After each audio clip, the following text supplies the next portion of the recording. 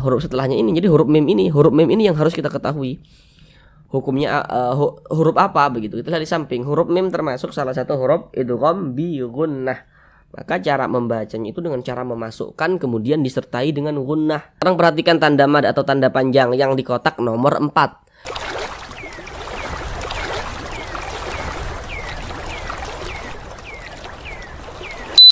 Assalamualaikum warahmatullahi wabarakatuh.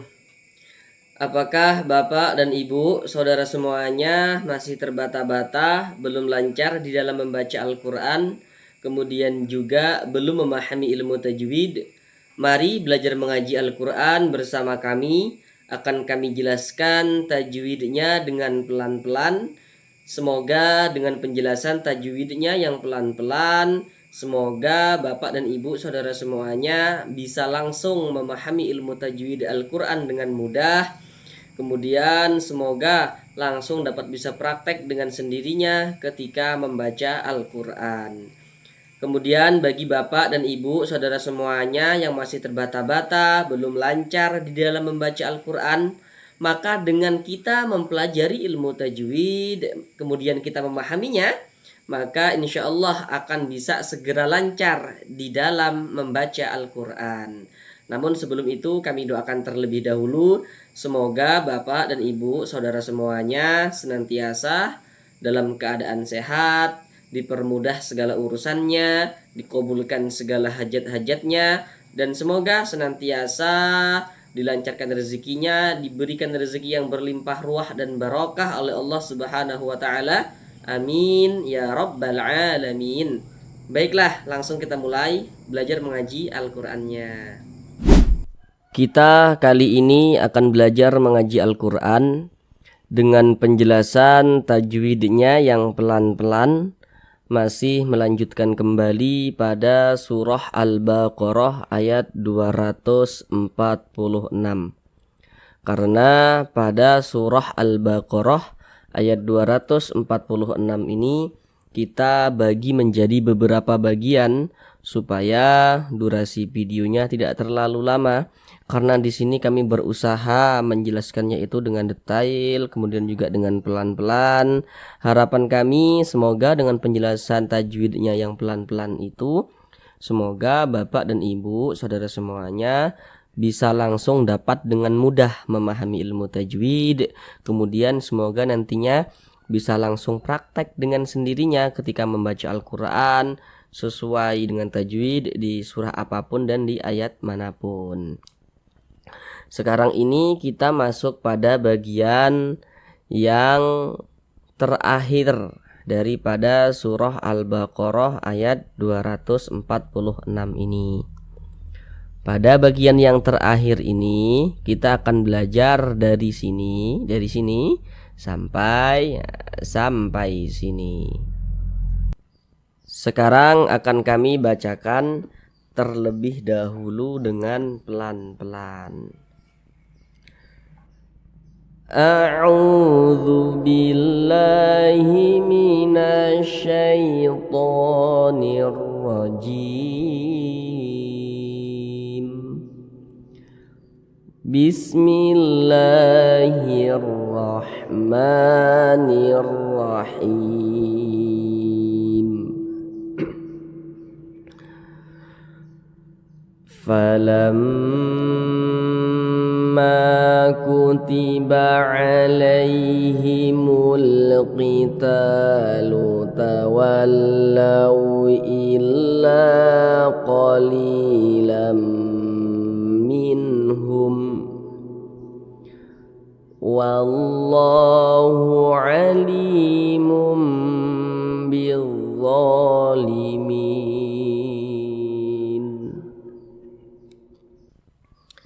Sekarang mari kita bahas tajwidnya dengan pelan-pelan. Namun seperti biasa ada beberapa hal yang kami sampaikan di awal supaya nanti lebih memudahkan Bapak dan Ibu saudara semuanya dalam memahami penjelasan ilmu tajwid yang kami sampaikan. Yang pertama, kalau nanti kami katakan huruf sebelumnya, maka yang kami maksud adalah huruf yang berposisi sebelah kanan daripada suatu huruf. Nah, yang arahnya itu ke sebelah kanan. Nah, berarti di sebelah sini. Kalau nanti kami katakan huruf setelahnya, maka yang kami maksud adalah huruf yang berposisi sebelah kiri daripada suatu huruf. Nah, intinya itu yang arahnya itu ke sebelah kiri. Nah. Baik, yang pertama di sini falamma. Di sini ada huruf mim bertasydid. Ini huruf mim, tanda tasydid itu seperti ini. Seperti angka 3 terbalik nih. Nah, ini tanda tasydid nih namanya. Nah, kita lihat di samping. Hukum nun bertasydid, hukum mim bertasydid. Nah, itu hukumnya adalah gunnah musyaddadah. Nah, ada yang menyebutnya gunnah musyaddadah, ada yang menyebutnya gunnah saja, begitu gunnah begitu. Nah, intinya dia gunnah. Perhatikan catatan kecil di bawahnya itu. Itu sengaja kami buat supaya saudara yang masih pemula dalam belajar tajwid nantinya tidak keliru dalam menentukan hukum tajwid. Karena nanti tidak semua huruf mim bertasydid, tidak semua huruf nun bertasydid itu hukumnya gunnah musyaddadah, tidak semua. Kalau dia kemasukan nun sukun atau kemasukan tanda baca tanwin misalnya seperti itu. Maka supaya tidak keliru kami buatlah catatan kecil di bawahnya itu. Jadi kalau kita membaca Al-Qur'an apabila berjumpa dengan huruf nun bertasydid atau mim bertasydid, nah, di sini yang kita temui mim bertasydid. Kita perhatikan huruf sebelumnya. Nah, tadi di awal kalau kami mengatakan huruf sebelumnya berarti yang di sebelah kanan. Nah, ini huruf mim bertasydid, huruf sebelumnya mana? Berarti yang di sebelah kanan daripada huruf mim, berarti yang ini. Nah, ingat ya, yang kita perhatikan itu bukan hurufnya, tapi yang menjadi titik fokus itu adalah tanda bacanya ya, tanda bacanya. Nah, kalau ada huruf mim bertasydid, sebelumnya ada huruf yang memiliki tanda baca fathah atau kasroh atau dhammah, maka berarti huruf mim bertasydidnya ini hukumnya adalah gunnah musyaddadah. Ini huruf mim, tanda tasydid itu seperti angka 3 terbalik. Sebelumnya nih, ini tanda baca fathah nih, baris 1 ke atas nih harokat fathah atau tanda baca fathah. Ada huruf mim bertasydid, huruf sebelumnya berharokat fathah. Nah, berarti mim bertasydidnya ini hukumnya gunnah musyaddadah. Tapi nanti kalau ada orang bertanya, mim bertasydid, nun bertasydid hukumnya apa? Jawab saja gunnah musyaddadah atau jawab saja gunnah begitu. Catatan kecil itu tidak perlu dijelaskan, itu hanya sarana saja untuk mempermudah saudara dalam belajar bersama kami seperti itu. Karena dia gunnah maka cara membacanya tuh digunnahkan. Digunnahkan itu ya didengungkan. Jadi maksudnya gunnah dengan dengung itu sama saja. Nah, karena dia digunnahkan, suaranya itu kita tahan, kita panjangkan sejenak. Falamma, lamnya itu kita tahan, kita panjangkan sejenak. Falamma, lamnya kita tahan, kita panjangkan sejenak. Falamma, nah, seperti itu. Kemudian ma dibaca panjang. Falamma, ma-nya juga dibaca panjang. Nah, sekarang perhatikan rumus mad tabi'i yang di kotak nomor 3. Kalau kita membaca Al-Qur'an apabila berjumpa dengan huruf alif, ini huruf alif yang disambung dengan huruf mim. Nah, ini huruf alif ini. Nah, yang disambung dengan huruf mim. Kalau kita membaca Al-Qur'an apabila berjumpa dengan huruf alif, maka kita perhatikan huruf sebelumnya. Ingat, yang menjadi perhatian kita, menjadi titik fokus kita itu adalah tanda bacanya. Bukan hurufnya, untuk menentukan apakah ini dibaca panjang ya, begitu. Jadi kalau ada huruf alif, nah, kemudian sebelumnya nih ada huruf yang memiliki tanda baca fathah, maka huruf yang memiliki tanda baca fathah yang berposisi tepat sebelum huruf alif dia dibaca panjang. Ini huruf alif. Ini sebelumnya nih baris 1 ke atas nih tanda baca fathah, ada alif sebelumnya ada tanda baca fathah, nah maka huruf tersebut dibaca panjang. Jadi secara singkatnya rumus mad tabi'i yang di kotak nomor 3 itu huruf alif pasangannya adalah tanda baca fathah sehingga menyebabkan huruf yang berposisi tepat sebelum huruf alif itu dibaca panjang begitu. Sehingganya ma dibaca panjang. lamnya dibaca panjang, lam panjangkan tadi didengungkan karena gunnah, ma dibaca panjang karena dia mad tabi'i. Falamma kutiba alaihimul qital, seperti itu. Falamma, ma dipanjangkan 2 harakat. Mad tabi'i itu panjangnya 2 harakat. 2 harakat itu kira-kira sepanjang 2 ketukan. 1 2. Falamma. Ketukan itu hanya sarana saja itu untuk mempermudah kita dalam belajar, dan ketukannya pun tergantung tempo bacaan kita. Untuk menentukan panjangnya mad ya dan juga panjangnya gunnah, nah, silakan saudara baca saran-saran yang kami berikan pada kolom deskripsi video. Falamma kutiba alaihimul qital. Nah, di sini ada huruf ya sukun. Kalau kita membaca Al-Qur'an nih, berjumpa kita dengan huruf ya sukun. Ini huruf ya. Tanda sukun itu seperti ini nih ya. Huruf sukun itu biasa disebut juga dengan huruf mati. Jadi nanti kalau ada yang mengatakan ini huruf sukun, ini huruf mati, itu maksudnya sama saja. Kalau kita membaca Al-Qur'an apabila berjumpa dengan huruf ya sukun, maka kita perhatikan huruf sebelumnya. Ada huruf ya, ada tanda sukun. Nah, kita perhatikan huruf sebelumnya. Ingat ya, yang menjadi perhatian kita adalah tanda bacanya. Nah, kalau ada huruf ya sukun, sebelumnya ada tanda baca fathah. Ada tanda baca fathah nih, baris 1 ke atas tanda baca fathah. Ada huruf ya, ada tanda sukun, berarti ya sukun. Sebelumnya ada tanda baca fathah. Maka huruf ya sukunnya adalah huruf lin. Maka cara membacanya itu mudah, dilunakkan ya, tidak memberatkan lisan. Kita baca alaihimul. Tapi berhati-hati ya ketika mengucapkan huruf lin yang terjadi pada huruf ya sukun. Jangan dibaca condong ke jangan dibaca alai, jangan. Tapi dibaca alaihimul begitu. Kemudian dia lunak, jadi jangan ditekan-tekan, lunak saja. Alaihimul, seperti itu. Kemudian di sini ada huruf alif lam. Ini huruf alif lam, setelahnya adalah huruf qaf atau huruf alif lam yang berjumpa dengan huruf qaf. Jadi kita kalau membaca Al-Qur'an berjumpa dengan huruf alif lam, kita perhatikan setelahnya ini huruf apa. Ini huruf alif lam, setelahnya huruf qaf. Huruf qaf ini huruf apa? Kita lihat di samping. Huruf qaf termasuk salah satu huruf qamariyah. Maka alif lam berjumpa dengan huruf qaf, hukumnya adalah alif lam qamariyah.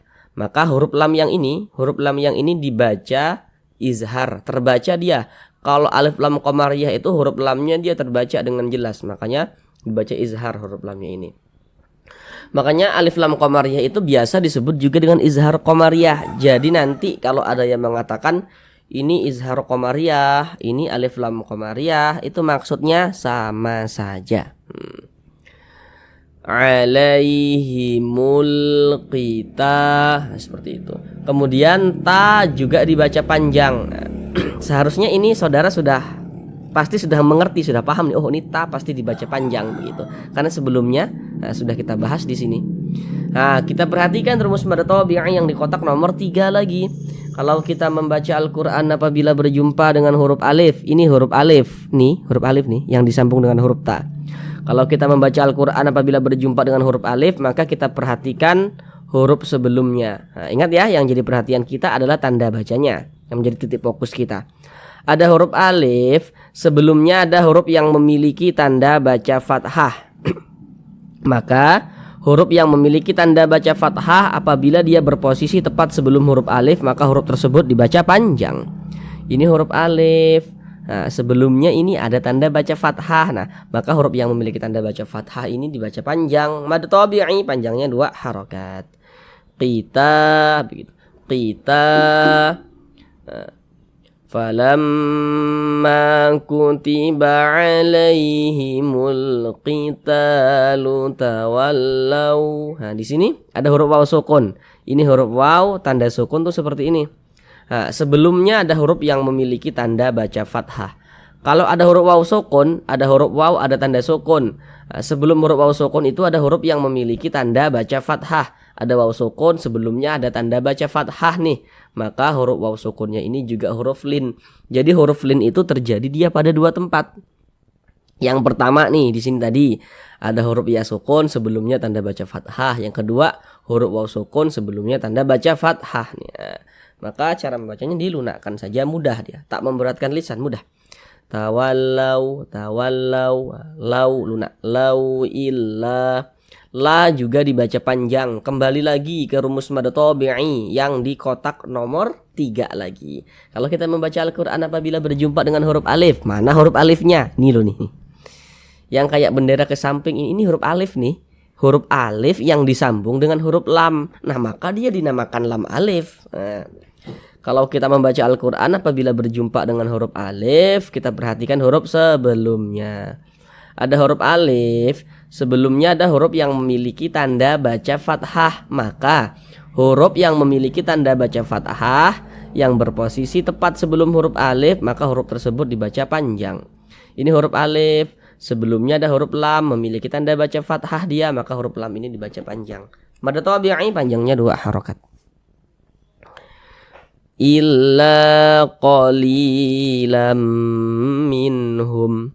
Li dibaca panjang. Nah, sekarang perhatikan rumus mad tabi'i yang di kotak nomor 1. Kalau kita membaca Al-Quran apabila berjumpa dengan huruf ya sukun, ini huruf ya tanda sukun tuh seperti ini. Nah, kita perhatikan harokat sebelumnya atau huruf sebelumnya nih, kita perhatikan ya. Nah, biar mudah maka kami katakan huruf sebelumnya yang kita perhatikan. Ingat ya, yang menjadi titik fokus kita itu harokatnya atau tanda bacanya. Nah, kalau ada huruf ya sukun, ada huruf ya, ada tanda sukun, sebelumnya ada huruf yang memiliki tanda baca kasroh nih. Maka huruf yang memiliki tanda baca kasroh ini apabila dia berposisi tepat sebelum huruf ya sukun, maka dia dibaca panjang. Ini baris 1 ke bawah ini namanya tanda baca kasroh atau harokat kasroh. Nah, jadi kalau membaca Al-Quran ada huruf ya, ada tanda sukun, sebelumnya nih ada huruf yang memiliki tanda baca kasroh. Nah, maka huruf yang memiliki tanda baca kasroh tersebut dibaca panjang. Jadi kita kalau membaca Al-Quran kita perhatikan, kita lihat. Kalau ada huruf ya, ada tanda sukun, sebelumnya nih ada baris 1 ke bawah seperti ini. Nah, maka huruf yang memiliki baris 1 ke bawah ini, tanda baca kasrah ini dia dibaca panjang begitu. Maka secara singkatnya rumus mad tabi'i yang di kotak nomor 1 itu huruf ya sukun pasangannya adalah tanda baca kasrah. Tanda baca kasrah atau baris 1 ke bawah ini tanda baca kasrah pasangannya, sehingga menyebabkan huruf yang berposisi tepat sebelum huruf ya sukun apabila dia memiliki tanda baca kasrah, maka huruf tersebut dibaca panjang. Nah, seperti itu. Qali kita panjangkan 2 harokat. Qalilam minhum. Di sini ada tanda baca tanwin. Di sini ada tanda baca tanwin. Setelahnya adalah huruf mim atau tanda baca tanwin yang berjumpa dengan huruf mim. Nah, ingat ya, tanda baca tanwin ini kita perhatikan huruf setelahnya, huruf apa begitu. Kita lihat, namun sebelum itu perhatikan dulu di samping. Setiap kita membaca Al-Quran, apabila berjumpa dengan huruf nun sukun atau berjumpa dengan salah satu tanda baca tanwin. Tanda baca tanwin itu dia memiliki 3 bentuk itu. Yang nomor 1 itu baris 2 di atas huruf fathatain atau tanwin fathah atau fathah tanwin begitu. Yang nomor 2 baris 2 di bawah huruf kasrotain. Yang nomor 3 tuh dhammatain. Pokoknya setiap kita membaca Al-Quran berjumpa dengan huruf nun sukun atau berjumpa dengan salah satu tanda baca tanwin, kita perhatikan huruf setelahnya itu kita perhatikan, maka terjadilah suatu hukum tajwid. Nah, contohnya tuh seperti ini.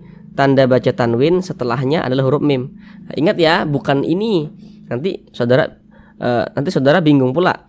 Loh, ini kan tadi alif. Nah, ini kan alif nih. Ini tanda baca tanwin, harusnya setelahnya adalah huruf alif. Nah, bukan ya, bukan. Jadi yang kami maksud itu huruf setelahnya itu yang memiliki tanda baca, Nah, makanya di sini kami katakan ini tanda baca tanwin. Huruf setelahnya mana? Huruf mim ini. Nah, dia yang huruf yang memiliki tanda baca.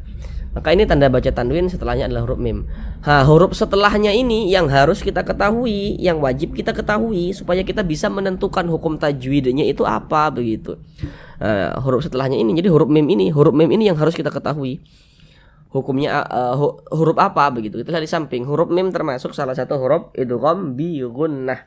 Maka cara membacanya itu dengan cara memasukkan kemudian disertai dengan gunnah, disertai dengan dengungan. Yang dimasukkan itu apanya? Bunyi tanwinnya ini dimasukkan ke huruf mim. Kita baca qalilam minhum, jangan dibaca qalilan lan. Qalilan, jangan. Dia langsung dimasukkan ke huruf mim. Nah, maka dia dibaca qalilam minhum. Nah, begitu. Kemudian dia digunnahkan atau didengungkan. Maka suaranya itu kita tahan, kita panjangkan sejenak. Qalilam. Nah, di bagian lamnya itu kita tahan, kita panjangkan sejenak. Qalilam minhum, lam minhum. Nah, begitu ya, qalilam minhum. Nah, begitu. Qalilam minhum, lam minhum. Lamnya kita tahan, kita panjangkan sejenak. Qalilam minhum. Nah, begitu.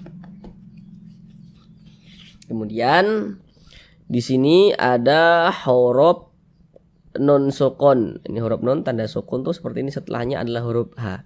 Nah, tadi kan sudah kami katakan setiap membaca Al-Qur'an berjumpa dengan huruf non sukun atau tanda baca tanwin, perhatikan huruf setelahnya, terjadilah hukum tajwid. Nah, tadi sudah kami katakan, kan? Sudah kami jelaskan dengan detail tadi. Maka ini kita berjumpa dengan huruf non sukun. Nah, setiap berjumpa dengan huruf non sukun ya kita perhatikan huruf setelahnya. Ini setelahnya adalah huruf H. Huruf H ini yang harus kita ketahui. Huruf apa dia begitu untuk menentukan hukum tajwidnya. Telah di samping huruf H termasuk salah satu huruf izhar halqi. Maka non sukun yang berjumpa dengan huruf H, ini huruf non tanda sukun tuh seperti ini, non sukun, setelahnya adalah huruf H. Huruf H termasuk salah satu huruf izhar halqi. Maka ini non sukun berjumpa dengan huruf H, hukumnya izhar halqi. Nah, maka cara membacanya dibaca jelas, dia tidak berdengung. Nah, maka huruf nunnya ini kita baca jelas, minhum, minhum, baca jelas. Kemudian dia tidak berdengung. Karena dia tidak berdengung, tidak digunnahkan, tidak didengungkan, maka suaranya itu maka bacaannya itu maka bacaannya itu pendek saja. Jangan dipanjangkan. Kita baca minhum, pendek. Jangan dibaca minhum, jangan, pendek saja. Minhum, seperti itu. Kemudian di sini ada tanda waqaf berbentuk qaf dengan lam. Ini adalah tanda waqaf al-waqfu aula. Jadi maksudnya itu berwaqaf atau berhenti lebih utama. Jadi kalau menemukan tanda waqaf berbentuk qaf dengan lam, maknanya itu berwaqaf atau berhenti itu lebih utama. Jadi kalau menemukan tanda waqaf qaf dengan lam seperti ini, maka alangkah baiknya lebih utamanya kita berhenti dulu, berwakaf dulu, baru kita lanjutkan lagi bacanya, seperti itu. Berhenti dulu, berwakaf dulu, baru kita lanjutkan lagi bacanya.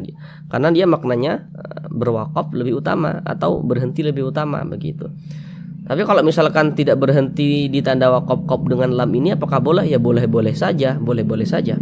Tapi di sini maknanya diwakafkan lebih utama. Jadi alangkah baiknya kita mengikuti pendapat yang lebih utama, yakni berwakaf dulu, ambil napas dulu, baru lanjutkan lagi bacanya, seperti itu.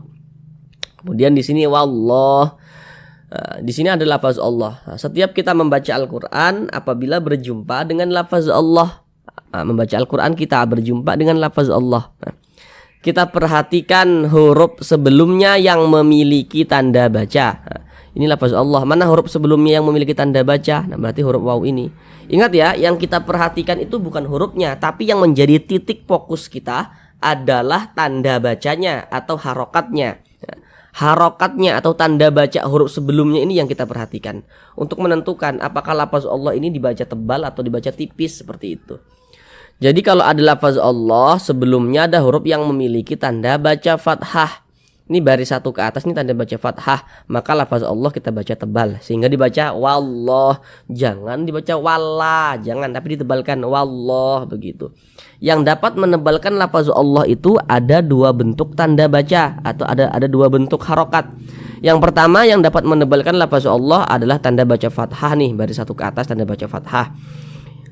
Tanda baca selanjutnya yang dapat menebalkan lafaz Allah adalah tanda baca dhammah nih, bentuknya tuh seperti ini. Nah, seperti ini. Seperti ini tanda baca dhammah. Jadi kalau kita membaca Al-Qur'an berjumpa dengan lafaz Allah, kita perhatikan, kita tengok-tengok huruf sebelumnya. Tengok-tengok tanda baca huruf sebelumnya itu kita tengok-tengok, kita lihat-lihat. Kalau ada lafaz Allah, kemudian ada tanda baca fathah, nah, lafaz Allah dibaca tebal. Atau ada lafaz Allah sebelumnya sini ada tanda baca dhammah, maka lafaz Allah dibaca tebal, seperti itu, dibaca tabkhim. Nah, sehingga ini dibaca tebal. Wallah, begitu. Kemudian di sini ada huruf alif lam, ini huruf alif lam. Setelahnya adalah huruf lam lagi atau huruf alif lam yang berjumpa dengan huruf lam. Kita lihat di samping, huruf lam ini huruf apa? Huruf lam termasuk salah satu huruf syamsiyah. Maka alif lam yang berjumpa dengan huruf lam hukumnya adalah alif lam syamsiyah, sehingga huruf lam yang ini dibaca idgham. Makanya di sini huruf lam yang ini nggak ada tanda bacanya, dia tidak ada harokatnya. Nah, karena dia dibaca idgham. Jadi cara membacanya itu dari sini, dari wa langsung masuk ke sini. Nah, ke huruf yang memiliki tanda baca ini. Nah, dibaca wallah, begitu. Makanya alif lam syamsiyah itu biasa disebut juga dengan idgham syamsiyah. Jadi nanti kalau ada yang mengatakan ini idgham syamsiyah, ini alif lam syamsiyah, itu maksudnya sama saja. Wallah, begitu. Kemudian lafaz Allah dibaca panjang. Sekarang perhatikan tanda mad atau tanda panjang yang di kotak nomor 4. Kalau kita membaca Al-Quran, apabila berjumpa dengan suatu huruf yang di atasnya memiliki tanda baca fathah berdiri atau alif kecil, maka huruf yang di atasnya memiliki tanda baca fathah berdiri, maka dia dibaca panjang. Ini lafaz Allah nih. Nah, di atasnya ini ada tanda baca fathah berdiri. Tanda baca fathah itu bentuknya kan dia mereng seperti ini. Nah, mereng seperti ini. Tapi kalau tanda baca fathah itu bentuknya berdiri seperti ini, berbentuk alif kecil seperti ini. Nah, ini yang alif kecilnya ini ya, fathah berdirinya ini ya. Ini tanda mengisyaratkan bahwa huruf yang di atasnya memiliki tanda seperti ini dibaca panjang, seperti itu. Dibaca panjang. Sehingga ini lafaz Allah dibaca panjang. Wallah, seperti itu. Kemudian ada tambahan pengetahuan. Kalau nanti saudara membaca Al-Qur'an misalnya di internet, atau semoga bisa pergi umroh dan haji ke tanah suci, membuka Al-Quran di sana. Kemudian ketika membaca Al-Quran, di atas lafaz Allah tidak ada tanda seperti ini, tanda fathah berdiri seperti ini tidak ada. Tanda yang mengisyaratkan lafaz Allah dibaca panjang tidak ada. Tapi lafaz Allah harus tetap dibaca panjang. Karena biasanya dalam penulisan Al-Quran Madinah itu di atas lafaz Allah tidak ada alif kecil seperti ini. Tidak ada tanda yang mengisyaratkan lafaz Allah itu dibaca panjang, tidak ada. Tapi lafaz Allah harus tetap dibaca panjang. Nah, coba silakan saudara cari itu di internet, Al-Quran Mushaf Madinah. Nah, coba silakan saudara baca. Pasti di atas lafaz Allahnya tidak ada tanda seperti ini. Nah, tapi harus tetap dibaca panjang. Itu tambahan pengetahuan supaya tidak salah nanti ketika membaca Al-Quran. Wallahu ali, li dibaca panjang. Kembali lagi ke rumus mad tabi'i yang di kotak nomor 1. Kalau membaca Al-Quran berjumpa dengan huruf ya sukun, ini huruf ya ada tanda sukun tuh seperti ini. Kita perhatikan huruf sebelumnya ada huruf ya sukun, sebelumnya ada huruf yang memiliki tanda baca kasrah, maka huruf yang memiliki tanda baca kasrah dibaca panjang, sehingga li dibaca panjang. Mad tabi'i panjang 2 harokat. Alimum bizzalimin. Nah, di sini ada tanda baca tanwin. Setelahnya adalah huruf ba. Nah, tadi kan di awal sudah kami jelaskan, setiap membaca Al-Quran berjumpa dengan huruf nun sukun, berjumpa tanda baca tanwin, perhatikan huruf setelahnya. Ini tanda baca tanwin, setelahnya huruf ba. Huruf ba harus kita ketahui huruf apa dia untuk menentukan hukum tajwidnya. Di samping, kita lihat di samping, huruf ba adalah huruf iqlab. Jadi huruf iqlab itu cuma 1 ba. Maka cara membacanya dengan merubah menjadi mem. Makanya di sini dikasih mem nih. Jadi jangan dibaca alimun, alimun, jangan menggunakan nun, jangan dibaca alimun, tapi dibaca menggunakan mim, alimum, mum. Nah, Kemudian digunnahkan atau didengungkan. Jadi suaranya itu kita tahan, kita panjangkan sejenak. Alimum, di bagian mumnya itu kita tahan, kita panjangkan sejenak, kita gunnahkan. Alimum bizzalimin. Nah, seperti itu. Kemudian di sini ada huruf alif lam. Ini huruf alifnya ini ya yang disambung dengan huruf ba. Huruf alif lam setelahnya adalah huruf dha atau huruf alif lam yang berjumpa dengan huruf dha. Kita lihat huruf dha ini huruf apa untuk menentukan hukumnya begitu. Huruf dha termasuk salah satu huruf syamsiyah. Maka ini alif lam yang berjumpa dengan huruf dha hukumnya adalah alif lam syamsiyah. Nah, alif lam syamsiyah. Maka cara membacanya dibaca idgham. Nah, tadi sudah berjumpa nih di sini ya. Sehingga huruf lamnya ini dia dibaca idgham, huruf lamnya ini. Dari bi langsung masuk ke huruf dha. Bizzalimin. Dha dibaca panjang ya. Ini tadi mad tabi'i nih, yang ini lafaz Allah nih tadi dibaca panjang, ini mad tabi'i. Nah, ini juga mad tabi'i nih. Nah, dha dibaca panjang juga mad tabi'i. Jadi mad tabi'i itu bisa ditulis dalam bentuk rumus yang kami sampaikan 1 sampai 3 yang telah kami sampaikan di beberapa tadi di atas ya. Sudah banyak kita temui rumus mad tabi'i ya. Bisa ditulis dalam bentuk rumus seperti itu. Bisa juga dia berbentuk alif kecil atau fathah berdiri seperti ini mad tabi'i itu. Ini dha ini mad tabi'i. Perhatikan tanda panjang yang di kotak nomor 4. Kalau membaca Al-Quran berjumpa dengan suatu huruf yang di atasnya memiliki tanda baca fathah berdiri ya, berbentuk alif kecil seperti ini, maka huruf tersebut dibaca panjang. Ini huruf dha, di atasnya ada tanda baca fathah berdiri nih. Tanda ini tanda yang mengisyaratkan bahwa huruf yang di atasnya memiliki tanda seperti ini dibaca panjang hurufnya. Sehingga dha dibaca panjang mad tabi'i, panjangnya 2 harokat. Bizzalimin. Min ini namanya adalah mad arid lisukun. Namun sebelum itu perhatikan dulu rumus mad tabi'i yang di kotak nomor 1. Kalau kita membaca Al-Quran berjumpa dengan huruf ya sukun, ini huruf ya tanda sukun tuh seperti ini. Kita perhatikan huruf sebelumnya. Ada huruf ya sukun, sebelumnya ada huruf yang memiliki tanda baca kasrah. Maka huruf yang memiliki tanda baca kasrah yang berposisi tepat sebelum huruf ya sukun, maka huruf tersebut dibaca panjang. Ini huruf ya tanda sukun tuh seperti ini. Sebelumnya nih ada huruf yang memiliki tanda baca kasrah, nah maka huruf tersebut dibaca panjang. Sehingganya mi kita baca panjang. Zalimi, limin begitu. Nah, pada awalnya ini namanya mad tabi'i pada awalnya. Kemudian mad tabi'i yang berjumpa dengan huruf yang kita matikan atau yang kita sukunkan, maka dia namanya berubah menjadi mad arid li sukun.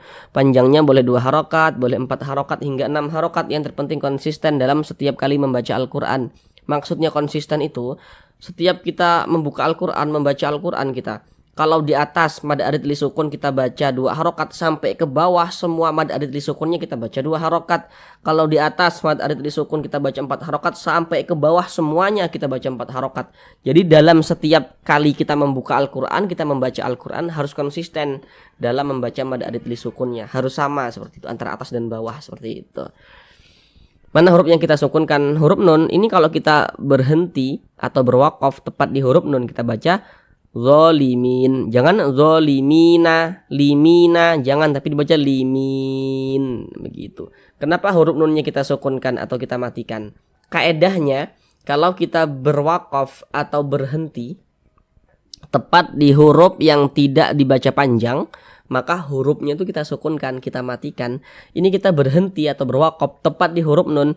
Huruf nun tidak dibaca panjang, makanya kita sukunkan atau kita matikan sehingga dibaca zalimin. Jangan dibaca zalimina, jangan. Sekarang kita ulang bersama-sama sekali lagi dari awal.